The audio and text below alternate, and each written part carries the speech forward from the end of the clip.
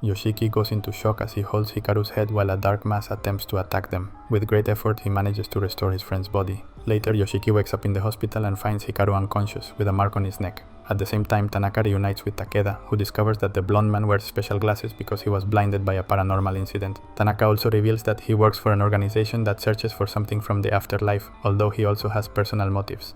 Back home, Yoshiki's family interrogates him and begins to suspect his connection to Hikaru, which creates tension. Soon after, along with Kurebayashi, Yoshiki hears old stories about villages burying bones in different places to form the silhouette of a human body, although no skulls were ever found, reinforcing the idea that something strange is happening in Kubitachi. Yoshiki fears that Tanaka will try to exorcise Hikaru, but Kurebayashi insists it is impossible, though he admits that Hikaru is visibly weakening.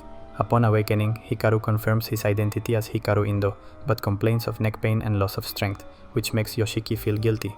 Later, Hikaru downplays the situation with jokes, while Yoshiki begins to delve into the legend of Unuki-sama, an ancient mountain deity linked to human sacrifice and the creation of Uronuki medicine, once used to control the population during famines.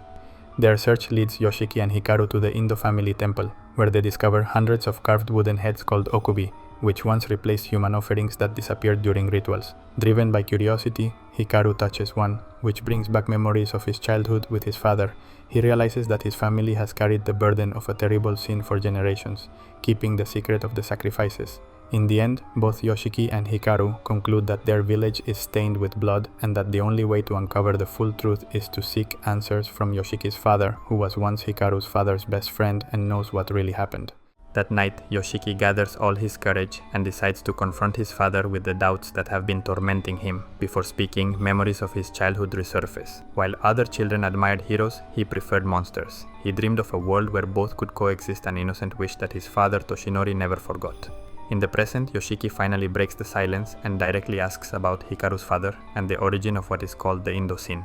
At first, his father tries to evade the subject, but eventually he begins to tell the story. Generations ago, the head of a family lost his wife and, unable to accept her death, attempted to bring her back. He turned her into Okubi-sama, a grotesque and terrifying being. This attempt at resurrection unleashed horrifying deaths throughout the village. The only ones to survive were the Indo family. Yet even then, the woman died again, leaving only her head as a grim reminder of the tragedy. Since that day, every 5 years, the family must carry that head up the mountain to beg forgiveness for their ancestral sin. Toshinori also confesses that his friend Kohei, driven by the desire to break this cruel tradition, died under mysterious circumstances as if something had punished him. With his father's permission, Yoshiki searches the old family records and discovers a disturbing illustration, a dark mass that resembles what emerges from Hikaru's body. Confused, he rushes to speak with him. The pale-haired boy opens his heart, confessing that he does not feel worthy of taking the real Hikaru's place. He blames himself for damaging his body and envies who he used to be, cheerful, rebellious, full of life and loved by everyone. Yoshiki listens, trying to comfort him, but when he asks about Ichi's head, something dark awakens inside Hikaru. The wound on his neck begins to open, and a malignant mass spills out as his eyes cloud over, fixed solely on his friend's heart. The entity engulfs Yoshiki, but to his surprise he feels no pain, perhaps because the two are already deeply bound. When Yoshiki calls Hikaru's name, the boy regains consciousness and manages to draw the darkness back into himself, unaware that someone had been secretly watching them. Ashamed and afraid, Hikaru flees into the rain, convinced that he cannot stay by Yoshiki's side. He believes himself a monster, incapable of being part of Yoshiki's life without harming him. He finds refuge in Kurebayashi's home, where he is met with harsh words. As his son, Hikaru is too entangled with the supernatural, and sooner or later it will isolate him from everyone. Unable to hold back, the boy breaks down in tears. He wonders if it would be better to return to the mountain, to disappear and prevent anyone else from getting hurt, though deep down, he doesn't want to be alone.